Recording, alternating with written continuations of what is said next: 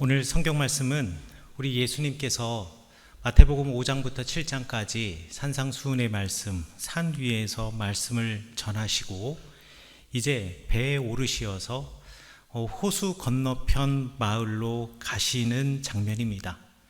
그런데 이 예수님과 제자들이 함께 탄 이 배에 큰 파도가 일기 시작했습니다. 큰 바람과 이 파도, 큰 놀이 일어나서 이 배가 거의 뒤집힐 지경이 되었던 거죠. 갈릴리 호수는 호수이지만 동시에 파도가 치는 바다와 같은 큰 호수였기 때문에 제자들은 이 배가 뒤집혀질까봐 너무나 노심초사하고 그 물결 속에서 고군분투했습니다. 그런데요, 너무나 얄밉게도 예수님이 너무 잘 주무시는 거예요. 그래서 제자들이 예수님을 깨우지요. 예수님, 이렇게 주무시지만 마시고 좀 깨워서 뭐 좀 해보세요. 뭐라도 좀 해보세요. 이러다가 우리 다 죽겠습니다. 이때 예수님께서 일어나셔서 말씀하셨습니다. 야, 너희들 믿음이 작구나.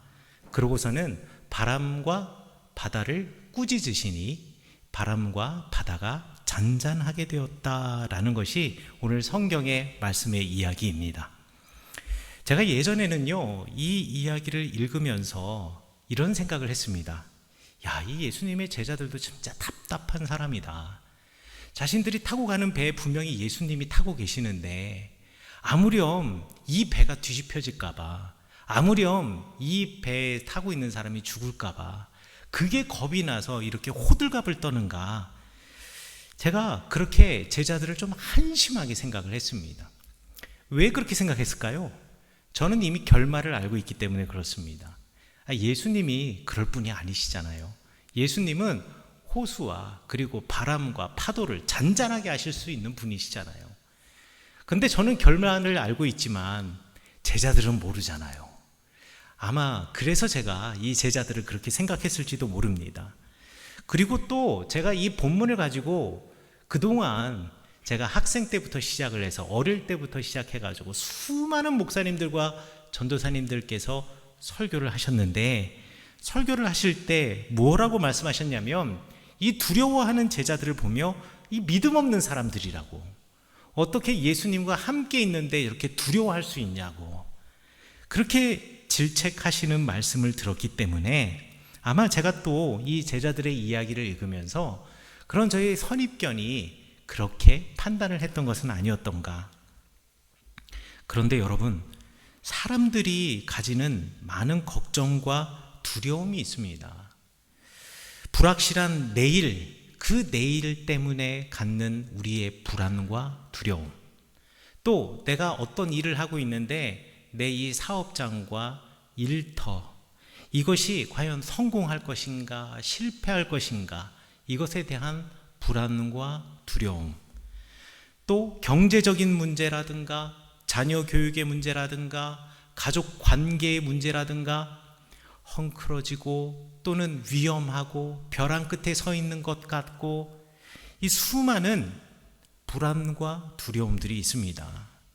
그리고 이런 불안과 두려움과 걱정의 무게가 계속 지속적으로 한 사람을 짓누르게 되면 이 사람이, 한 생명이 우울해지고, 그리고 그 사람이요, 인생이 허무해지고 공허하다라고 느껴질 때가 있다라는 것이요.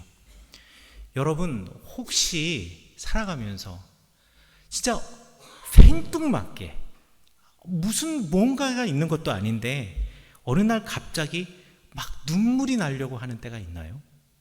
지금은 이게 뭐 도저히 그럴 상황도 아니에요. 이 상황인데 갑자기 눈물이 나고 갑자기 외로워지고 이유 없이 서럽고 때로는 두렵기도 하고 불안하고 무기력하고, 그래서 막 울고 싶을 때 있지 않습니까? 저는 그럴 때가 있어요.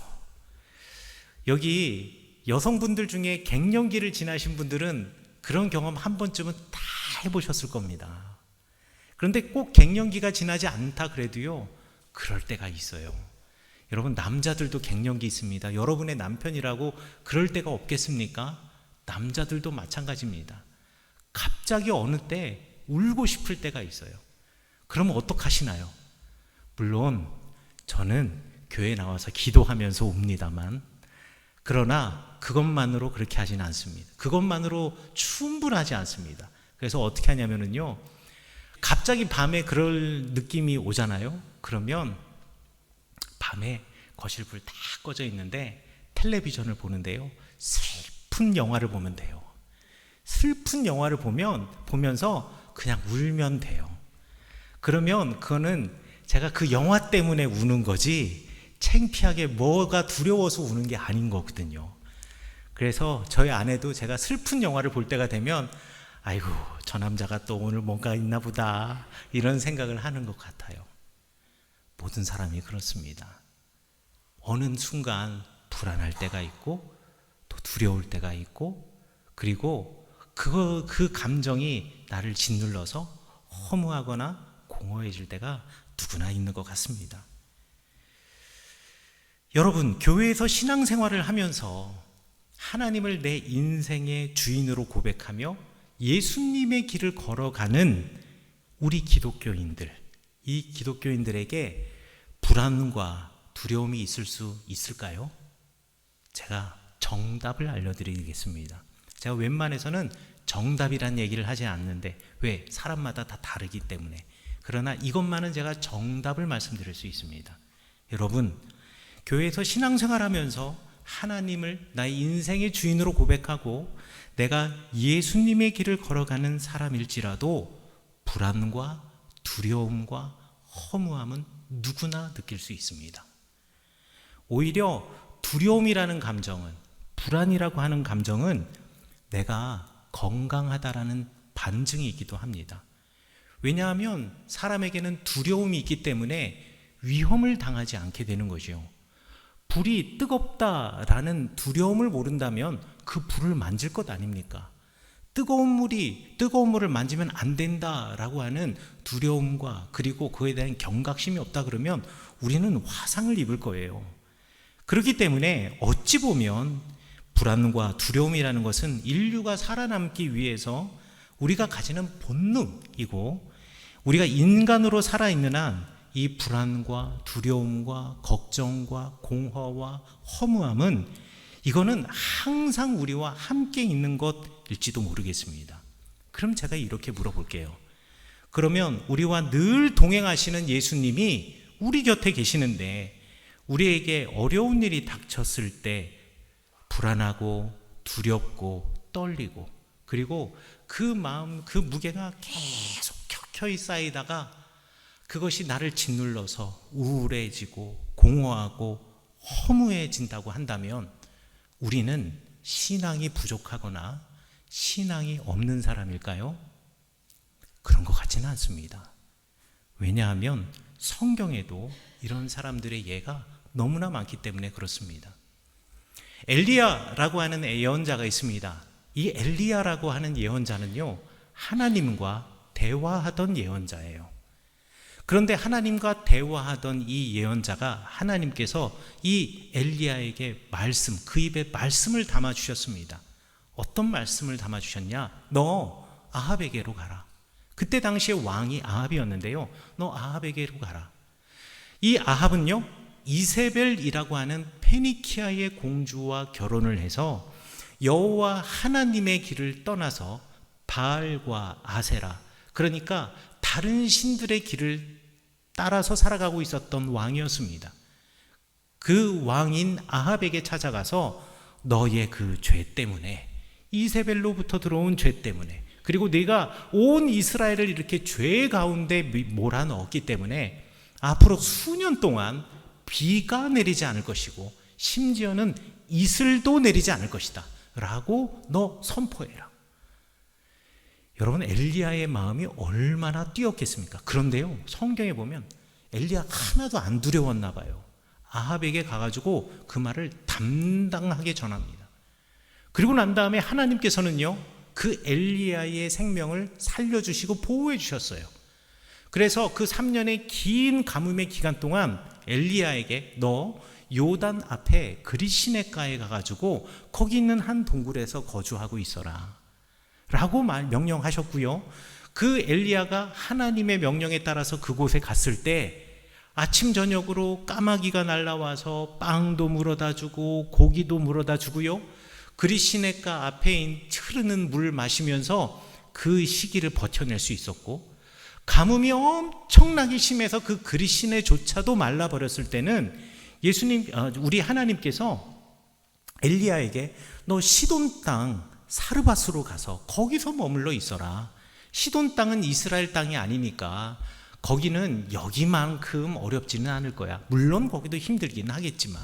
그래서 엘리야가요, 그 말씀 가지고 또 그곳에 가서 있다가, 그리고 또 3년이 지나고 난 다음에 하나님이 그 엘리야에게 너 이제는 갈멜산으로 가서 아합에게 말해서 바알 선지자와 아세라 선지자 850명 불러 모아다가 그곳에서 오직 여호와 하나님만이 참 신이라는 것을 선포해라 라고 명령하셨어요. 이 말에 엘리야는 조금도 주저함 없이, 두려움 없이 그 갈멜산 위에 올라가서요, 제단을 쌓아놓고 850명이나 되는 바알 선지자와 아세라 선지자와 싸웠고, 그리고 그 아합이 보는 앞에서 하나님의 능력으로 하늘에서 불이 내려서 그들을 모두 부끄럽게 만들고, 그리고 이스라엘을 우상 숭배하는 선지자들을 죽였습니다. 이 위대한 엘리야. 그런데 이 엘리야에게 갑작스럽게 두려움이 찾아왔어요. 불안감이 찾아온 겁니다. 왜냐하면 이세벨이 너무 두려웠거든요. 아합이 왕이지만 아합 곁에 있는 페니키아의 공주 이세벨이 실질적으로 나라를 움직이는 권력을 갖고 있었던 여자였거든요. 그래서 이 여인이 너무 두려웠던 겁니다. 그래서 이 멋지고 위대하고 웅장한 일을 하면서도 곧바로 이 엘리야는 어떻게 했냐? 남쪽으로 도망을 가기 시작했습니다. 왜요? 불안해서, 두려워서, 살고 싶어서. 그래서 네겝 땅 남쪽으로 가서 브엘세바까지 도망을 갔고, 그리고 엘리야가 자기의 사환을 그 브엘세바에 그냥 남겨두고 또 하룻길을 걸어서 더 남쪽으로 내려가 광야 한가운데 로뎀 나무 아래에서 여호와 하나님 앞에 죽기를 구합니다. 하나님, 왜 나를 이렇게 하셨습니까? 왜 내게 이런 고통이 있습니까? 왜 나에게 이런 불안과 두려움이 있나요? 왜 나를 가만히 두시지 않고 나를 사용하셔서 내가 이렇게까지 핍박을 받게 되었을까요? 하나님께서 이렇게 사용하시고 이렇게 인도하신 엘리야도요, 하나님의 일하심 앞에서 두려움이 있었습니다. 신약 성경에도 이런 이야기가 있어요. 신약 성경의 두려움의 가장 대표적인 이야기 누구냐면 인간이셨던 우리 예수님이십니다. 예수님은 십자가의 죽음 앞에서 흔들리셨습니다. 마지막 만찬을 다 함께 나누시고 내가 곧 죽어야 할 것이다 라는 것을 알고 계셨던 주님, 우리 예수님께서요, 겟세마네에서 제자들과 함께 기도하시면서 하나님께 간절히 기도합니다. 주님, 하나님, 아버지, 이 잔을 내게서 돌리옵소서. 왜 예수님께서 이렇게 기도하셨을까요? 죽음이 두려웠기 때문에 그렇습니다. 우리 예수님은 100% 하나님이시지만 동시에 이 땅에 인간의 몸으로 오신 100% 인간이셨기 때문에 예수님도 인간처럼 두려움을 느끼셨던 것이죠. 그러면 예수님의 신앙은 없었던 걸까요? 엘리야는 신앙이 없었던 사람이었을까요? 아닙니다. 성경은요, 구약 성경의 예언자 엘리야를 통해서, 또한 신약 성경에서 흔들리는 인간 예수님을 통해서 이것이 바로 우리 삶의 일상이다라는 것을 보여주시려고 하셨던 겁니다. 우리 일상에서는요, 늘 두렵습니다. 우리 일상은요, 온전하지 않고 우리가 그 미래를 알 수 없기 때문에 늘 불안할 수밖에 없습니다. 이 불안한 우리의 인생, 우리가 어떻게 이 인생을 이겨낼 수 있을까? 성경은 이렇게 가르쳐주고 있습니다. 성경에서 가르쳐주는, 저는 불안, 두려움, 그리고 불안과 두려움이 주는 우울과 공허와 허물을 이겨내는 세 가지 방법을 여러분에게 소개하고자 합니다. 첫 번째는요, 우리가 예수님이 나와 늘 함께 하신다라는 것을 알고 우리가 그동안 찾지 않았던 예수님을 깨우는 겁니다. 오늘 성경 말씀에 보면 예수님께서 배에 오르시어서 지금 호수 건너편으로 가십니다. 여러분, 아무리 잔잔한 호숫가에, 물결이 하나도 없는 호수에 흔들리지 않는 배가 있다 손치더라도 거기에 여러분이 타는 순간 배는 흔들리게 되어 있습니다. 이게 인생이라는 겁니다. 그리고요, 우리의 인생은 그 물 위의 배, 그리고 그 배 아래에 있는 그 물은 깊은, 그 깊이를 알 수 없는 두려움의 장소, 우리의 삶의 자리는 그 밑바닥을 알 수 없는 두려움의 장소라는 것을 성경에서 말해주고 있는 겁니다. 그리고 그 배를 타고 이 배를 타고 가다 보면 큰 물결과 파도가 일 수 있는데요, 그것이 우리가 맞이하는 우리 인생의 큰 시험과 고난과 그리고 벽과 같은 것입니다. 그런데 그때 제자들이 열심히 노를 저으면서 배 방향을 돌려가며 뒤집어지지 않으려고 노력을 하지만 그곳에 주무시고 계시는 예수님을 깨울 생각을 하지 못했습니다. 예수님이 늘 함께 계시고 내 곁에 계신다는 생각을 그때는 하지 못했던 것 같아요. 여러분, 갑자기 확 바람이 불겠습니까? 큰 바람과 풍랑이 일기 위해서는 전조 증상이라는 게 있을 텐데요, 그 전조 증상이 일어날 때, 그러니까 조금씩 바람이 거세지고 세지고 할 때 빨리 예수님을 찾았어야 하는데 제자들은 찾지를 않았던 거예요. 그리고 정작 죽음의 순간에 이르게 되니까 그제서야 예수님을 깨우는 거죠. 그렇기 때문에 우리는 예수님이 나와 늘 함께 계시다라는 것을 아는 것이 중요합니다. 그런데요, 우리의 인생이 그렇잖아요. 우리가 힘들지 않을 때는 주님을 깨우지 않습니다. 그리고 조금 힘든 거, 요거 내가 해결할 수 있을 것 같잖아요. 절대 주님을 깨우지 않습니다. 그러다가 정말 죽기 직전이 되어서야 예수님 깨우죠. 주님, 내가 이렇게 됐는데, 내가 이렇게 불안한데, 내가 이렇게 두려운데, 내가 이렇게 공허한데, 그래서 살기 싫은데 주님 어떡합니까? 그런데요, 우리 주님은 너무 좋으신 분이에요. 우리 주님께서 제자들에게 믿음이 적음을 말씀하시긴 하였지만 우리 예수님은 우리를 탓하지 않으셨습니다. 제가 오늘 성경 말씀을 읽으면서 주중에 묵상을 하면서 제가 큰 은혜를 받았던 것은 무엇이냐면요, 그렇게 깨어나신 예수님께서 제자들을 꾸짖지 않으셨다라는 겁니다. 제자들이 믿음이 적은 것에 대해서 말씀하기는 하였지만 제자들을 꾸짖지는 않으셨어요. 그러면 예수님은 누구를 꾸짖으셨느냐? 바람과 바다를 꾸짖으셨습니다. 그렇습니다. 예수님께서는요, 두려워하는 이들에게는 물결의 평안함을 주시고 우리를 두렵게 하는 그것, 우리를 불안하게 하는 그것을 꾸짖으시는 분이십니다.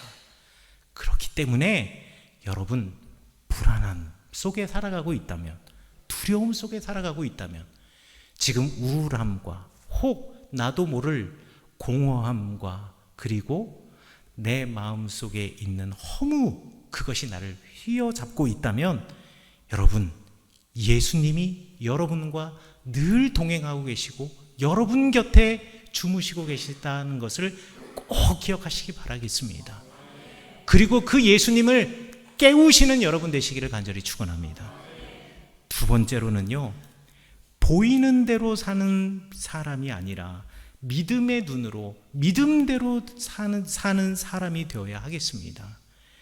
여러분, 문제가 있지 않습니까? 문제가 내 앞에 닥치면은요, 그 문제의 크기는 중요하지 않아요. 그 문제의 크기는 중요하지 않은데 그 문제가 바로 눈앞에 닥치면 아무것도 볼 수가 없습니다.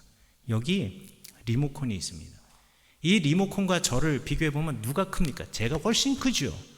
이 조그만 리모컨이 그런데요, 제 눈앞에 딱 들어와 서 있는 순간 여러분은 하나도 보이지 않고 제 눈앞에는 까만색 리모컨밖에 보이질 않습니다.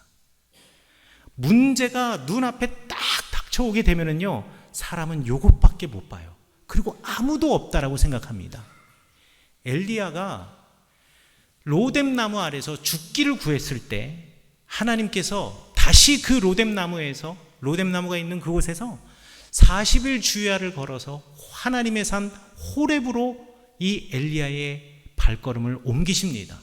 그리고 그곳에서 엘리야에게 무엇이라고 말씀하셨냐면, 엘리야야, 너는 너 혼자라고 생각하지?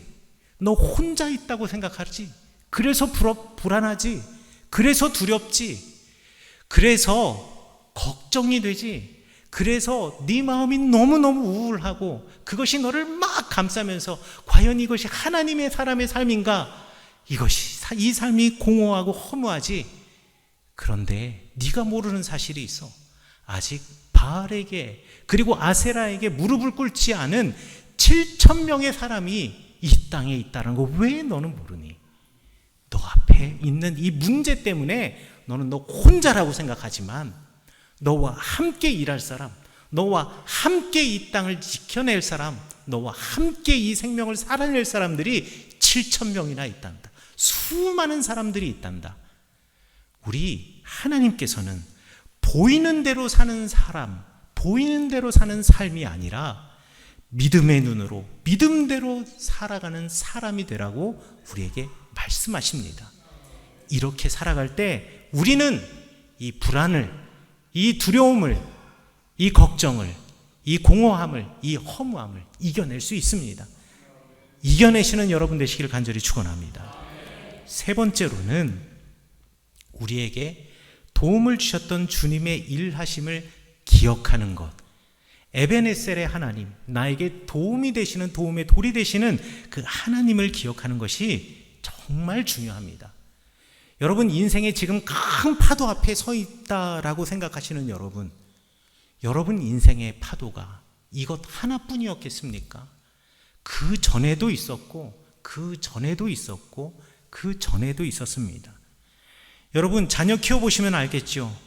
애들 키우면서 아휴, 이거 젖대고 나면 이제 좀 편하겠지. 편하시고 걱정 하나도 없었나요? 아니죠. 얘 어린이집 보내면은 이제 좀 더 걱정도 없고 편하겠지. 그런가요? 안 그렇죠.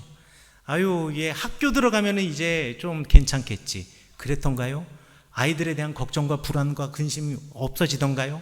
안 그러죠. 아이고, 애 대학 가면은 돼야지. 대학 가니까 그러던가요? 안 그러죠.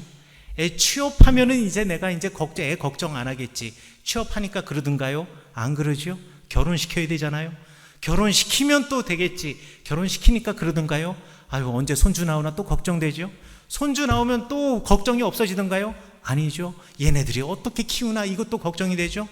여러분, 항상 우리는 걱정 속에서 내 눈앞에 있는 그 이세벨, 내 눈앞에 있는 아합, 내 눈앞에 있는 그 걱정들이 나를 감싸지만, 여러분, 그렇게 걱정했으나 지금 되돌아보면 그 아이들 다 잘 컸잖아요.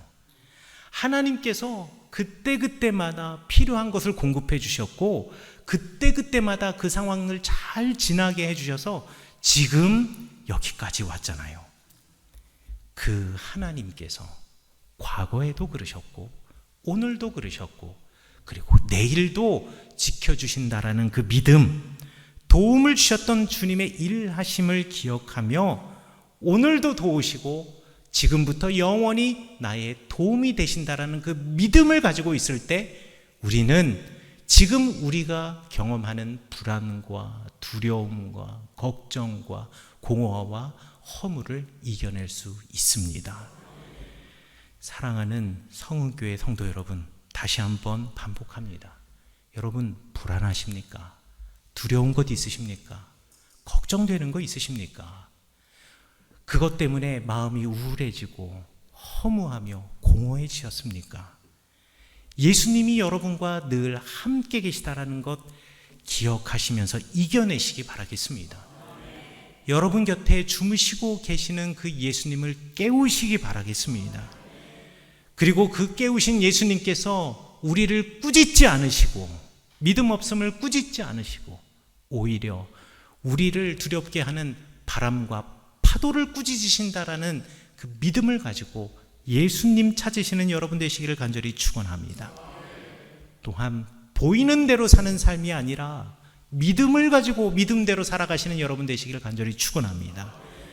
도움을 주셨던 주님의 일하심을 기억하면서 어제 그렇게 우리를 도와주셨던 주님이 오늘도 그리고 지금부터 영원히 나의 도움이 되시는 에베네셀 하나님이시다라는 믿음을 가지고 오늘을 이겨내시는 여러분 되시기를 간절히 축원합니다.